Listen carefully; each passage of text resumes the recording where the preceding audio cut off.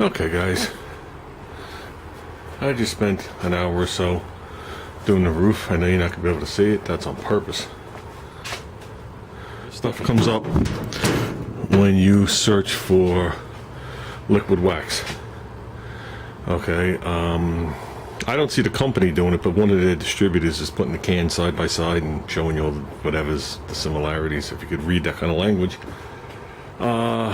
They dye it similar to the same color. Smells similar, but it's different. Consistency is close.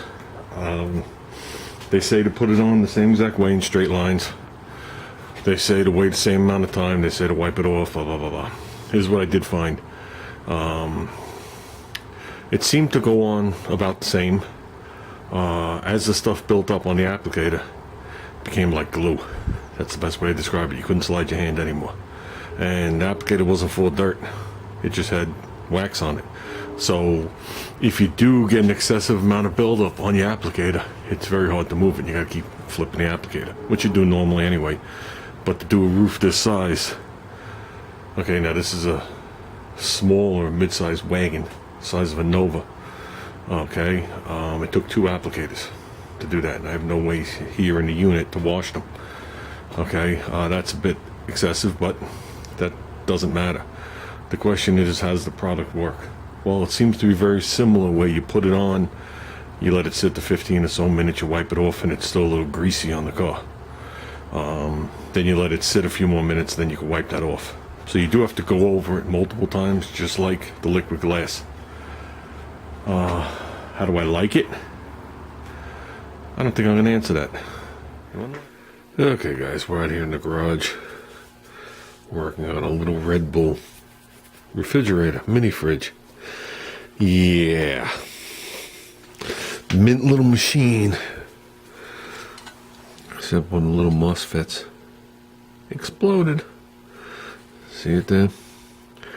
There is a part number on this board, a PSU GA2. I don't know. I looked to see if I could get this whole board, just plug it in and be done. I'm not getting too far with it. I wish I knew what brand name the refrigerator was. Okay, I mean, there is a brand name on here. ROHS. I guess that says. Some of the writing is backwards. It's weird. The numbers are right, then the letters are backwards. It's kind of look weird. This upper board hooks to the lower board. It's just soldered in a couple of places on these test pins. They look like they're positive test pins. There is a positive test pin. This is an N and an L. These are 2 more test pins. And those are soldered straight through, and the board floats on the other board. That's the way it appears. Is it beyond my capabilities to solder it in? I don't know. I know Junior can do it. I did find a place that did have the listing of that piece. I mean, you're talking a couple of dollar part. Took down this whole refrigerator. That's why electronics suck. Basically what this thing does in so many words is it takes 110, converts it to 12 volt, part of it. Okay, the compressor is still 110. You bypass this, compressor turns on, the condenser comes out, or the compressor's working. You have a hot line coming out, which is your high pressure. You have a cool line coming in, which is your obviously low pressure, your suction and discharge. So that's working. Okay, the 12 volt part operated a little cooling fan that was mounted on an angle like this, so it put air across it. It operated the lights in the front. There's a light in the door, there's a light inside, a couple of lights. And it operated a fan inside the unit itself. So I guess the air moved around the cans that were in this thing. Also, you have the 2 rheostats right here. One of them is to change the temperature inside the unit, and the other one is to adjust the brightness of the light in the front. Ooh-wee. All complicated. Nothing. I did type in this number, and it led me to a forum, and the guy, whoever was working on it, came up with this number in the part being $400. $400, I wouldn't be able to get this thing to the curb fast enough. I find it hard to believe that there's a $400 20-cent unit here. There is nothing here. There is absolutely nothing here. I see a couple of capacitors, some transistors. I know there's a diode, a MOSFET.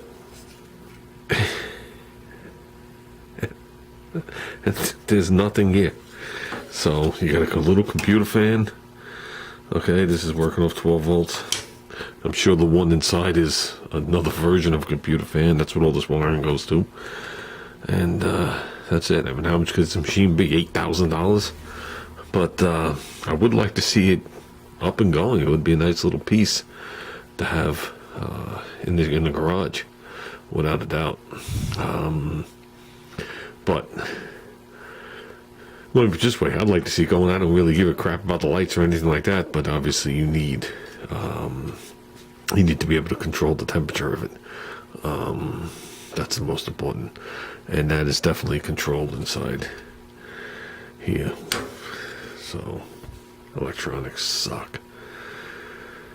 See, if I just had a couple of relays and contacts, I can clean them, polish them, and we'd be on our way for another 50 years. So the compressor makes no noise whatsoever, abnormal noise. Works. So, and like I said, it's making pressure, it has suction. So I doubt it leaked. So we got to figure out what we're going to do. I'm not an electronics guy where I could just look at parts, so start soldering them in, and I have tools to test capacitors. I don't have any of that. Not saying I can't do it, I just don't have the equipment to do it. So this is a useless thing when it comes to looking stuff up. The BR11 comes up as like a refrigerator, which is what it is, but doesn't help me with anything. You can see the writing is definitely in American, and I guess that's, I'm gonna assume, Chinese. What the hell do I know? It doesn't say where it's made. Can't pronounce half the names on this thing. So, yeah, I'd like to see this thing up and going. But if it's going to be that ridiculous, we're not going to see it up and going. With that said, a couple things have happened so far over the weekend. One, I've been working around this house. In between the rain, today was a beautiful day. And today I spent 6 hours out in the backyard. Pruning trees. I took out a patio that was made of block. Took out all the tree roots that grew under it. Re-leveled it out, put the patio blocks back. That's where Junior's barbecue sits. So I did that. Cut some edge. Put down probably 2 yards of mulch today. Just some things. Whatever. Did that. If anybody follows me on Facebook, I was looking for liquid glass. Okay, liquid glass is a wax, for anybody that doesn't know. It's a polish, it's not even a wax. So I will get corrected on that. I've been using it forever. They call it tan, but my gold two-door sedan has never had anything else on it but liquid glass. That car is insured, but it hasn't been on the road in a couple of years. I just didn't have time to use it, so we just found it easier to keep it insured, but keep it unregistered at the same time. Just one less thing to have to deal with. But it's going back on the road this week, and I wanted to clean it and put liquid glass on it. Liquid glass is no longer made. When I did the research on it, I was wondering why I couldn't find it. I was wondering why I've been having a hard time finding it. As time went on, it got harder and harder to get. It turns out it was made in New Jersey, which is a state away from me. And the head guy, the head chemist, CEO of the company, supposedly, according to the newspaper article I pulled up, went into a bank, got a little aggressive with a teller or somebody in there, and told me he had 3,000 rounds of bullets with him and some stuff, and he got arrested. And that was in 2015. And I guess the company slowly faded away after that because it was getting harder and harder to find the stuff, and it was getting more and more expensive. Now I see it on eBay for $175 a can. That'll never happen. It wasn't that great. I did like it, so I found some stuff that they claim is like it, and I did go to the wagon, and I did wax the roof with it. And the question is do I make a video advertising a product for someone that gives me absolutely nothing, which I've done many times already? Or do I just tell you I used it and let it go? That's the question. Now, obviously, if one of my friends emailed me and asked me what I thought, I'd tell them. But over the years, I don't make professional videos that are all edited out and it takes me a couple of days and the special lighting, and we do 1, 2, 3, 4 takes and it's from different angles and I have a good camera. I don't do any of that crap. I'll tell you to you like it is, even though I was told the other day that one of my videos that I didn't know how I forgot exactly how it was worded, but it basically, in so many words, I didn't know what the hell I was doing when I was rebuilding Junior's engine, and he doubts the integrity of the build or some shit like that. Whatever the hell he wrote. Yeah, okay. Of course, I went on his channel, and he had no content, so I just put a question in and sent it back to him, and of course he didn't answer. He's sitting on the computer, he's 400 pounds, and he's jerking off to a Twinkie. And he's just looking to upset you. But that's neither here nor there. All the videos I've done over the years where I'll use a product and I show you the brand name, I've only had 2 companies get back to me. One, I did a video for Hagerty Car Insurance when I had to file a claim, which I thought their customer service was outstanding. Okay, my brother dealt with them. He had some claims and they were outstanding. I'm talking Sunday night responses. Not when you're on the side of the road, when you're just calling everything in.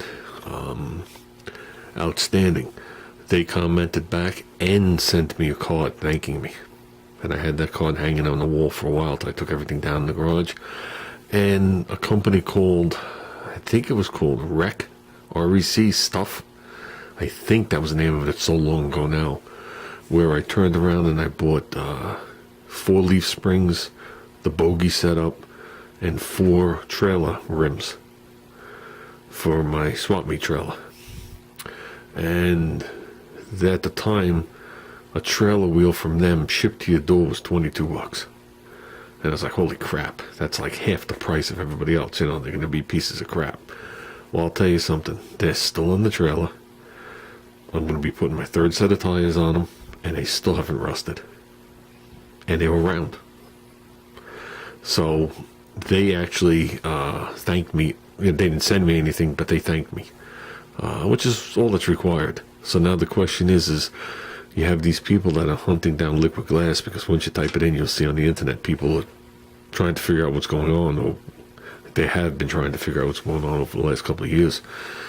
And now you have this company that when they list their stuff, it says looking for liquid glass, then they put their stuff there. So they're leading you to buy it, telling you it's liquid glass, but it's not liquid glass. And do you make a video showing the product and giving it a review to help them out when it's just one-sided? I thought about that too with like t-shirts and advertisements and stickers and stuff like that. Not like a sticker like that, that's just an AMC sticker. But like right there, there's Eastwood sitting on the box. Do I really want them in Durabond or Durablock in my videos? They've never done anything for me. They've never given me anything. And I think about that because over the years I've bought t-shirts from people. And I'm not talking about like the Garage Gang t-shirt, things like that. That's totally different. We're not talking like that. We're talking about something that's advertising a company, like this machine would be advertising a company. Do you promote these people? They give you absolutely nothing. They're getting free advertisement. And then when you buy a product from them, like a shirt, they charge you like 3 times what the shirt would cost if you bought a normal shirt from someone else. So they give you absolutely nothing. I could see, okay, you do a review. They were very pleased with your review when they say, hey, here's a $25 gift card. Order something online, on us. The review's already done, so it's not a biased review. But on the other hand, they turned around and they were appreciative that you went through the trouble of wasting your time and your life reviewing their product. Meanwhile, they pay people millions of dollars to come up with logos and slogans and advertisements and commercials, and that doesn't include doing it. That's just the thought process. So I've thought about that over the last week or two, and I don't think I'm gonna promote anybody's stuff at all anymore. I'm not a big channel. I have 6,000 subscribers. I don't know how many watch. I have only 4.5 million views, which isn't a lot. And you see some of these people, they have 50, 60, 100 million views, and they have 1 million subscribers. So I'm not a big channel. But the few people that I do interact with, we have a certain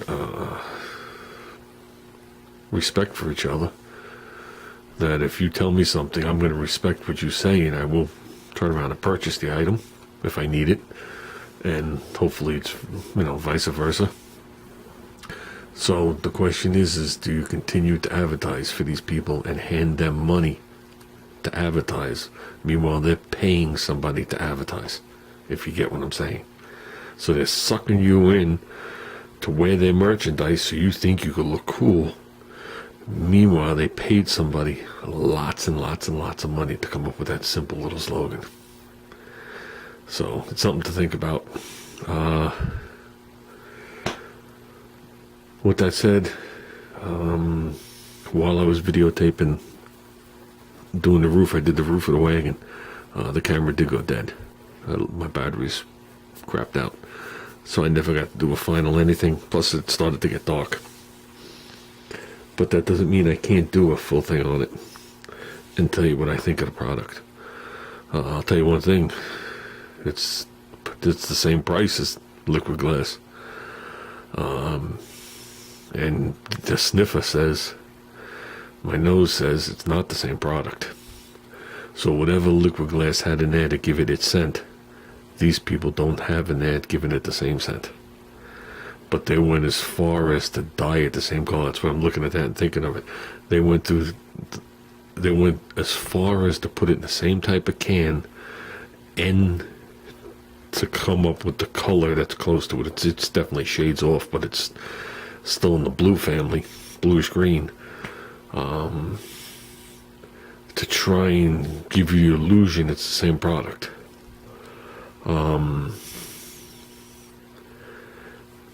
Like I said, that's something to be determined by somebody else. Am I going to buy the product again? I'm not even going to say. I'll leave it at that. So I'm not done looking around. So it's just a shame that I can't get the liquid glass anymore.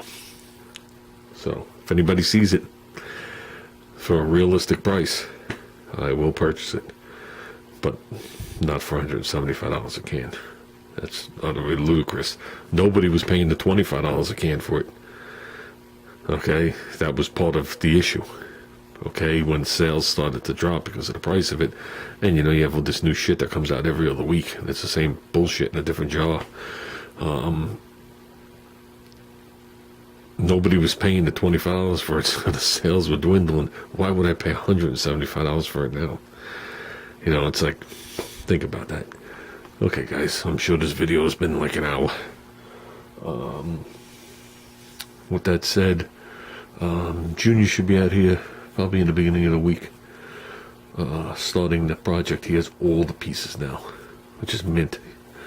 He's going to start by taking this, centering the top, and welding it on, and then he's going to set himself up to build it on here, and he's gonna set up that folding table for him right outside the door with the chop box and shit like that. So that'll give him more room in here, and then he's just gonna work on it. I think it's gonna be pretty cool. So I think it's gonna be strong, I'll tell you that. And we'll see how it goes. So with that, guys, I'm out of here.